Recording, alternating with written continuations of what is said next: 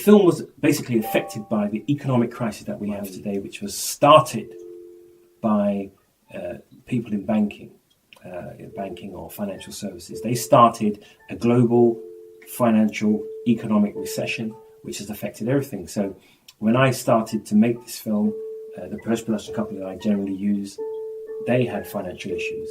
So they had to shut down half their building. I wanted to really express a lot of the anger that was going around at the time about the boardroom and what's happening in the boardroom that's affecting people on a social scale.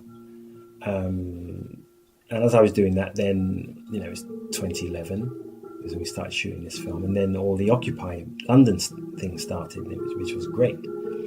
And first of all, they went to the centre of London and outside the Houses of Parliament, and they all kicked off, and everyone's talking about, these people at first it was great, you have a right to protest, this is democracy, but then it was, they're dirty and it looks like an eyesore, so get rid of them. Police moved them on, and then in a brilliant strategic move, they went to St. Paul's. I thought that was excellent because this is the church sanctuary. Secondly, what they discovered, which is why they went there, was that all the people on the synod at St. Paul's are all boardroom members, owners of large stocks and shares in major corporate companies. So it was fantastic. I mean, it was absolutely brilliant. And so immediately got there, the church going, get rid of them, call the police in, just get in the army, let's do this. And then the papers said, hold on a minute, these people are members of all these great, massive, Fortune 100 companies.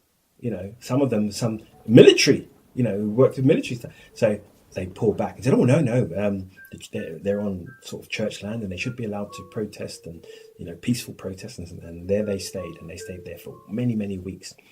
Now, the whole time they were there, I thought, I've got to get down there because they're going to get moved. And word was spreading, the police are going to move in, the police are going to move in. And I thought, I've got to go. But I had no money. I didn't even have the fare to go into London. So I managed to keep back a couple of rolls of Super 8. And I thought, I've got to go and do these people before they go. Never. And then Riley, who is in the film, playing the corporate guy, he says, Mark, I'm leaving London. I'm going to Scotland with his girlfriend. I thought, oh my God. Right, when are you going? Next week. When's that? Well, we've got to do it. And we've got to do it by the Tuesday. So by hook or by crook, I just grabbed a camera, grabbed the sound kit because I wanted some sync sound. And I wrote a scene, went down to his place, read it to him or sent it to him and talked about it. And we went there, we got to shoot this thing. And I turned up early in the morning when all the bankers are going to work, walking through the Occupy people, tents and stuff.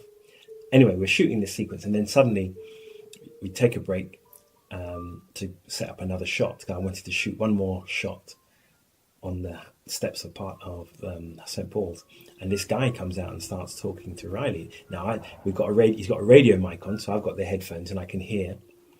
He's saying, "Hey, what are you guys doing?" And Riley goes, we're just making a little film here about. What's it about? Told him, and suddenly they started talking. I thought, what a great conversation. So I had no film stock left to film him. I didn't want to film him anyway. I'd have to get his permission, but the tape was running.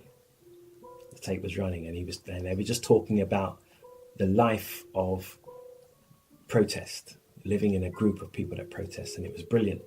And they talked about you get all these people together who amass together on a certain theme, and suddenly hierarchy evolves.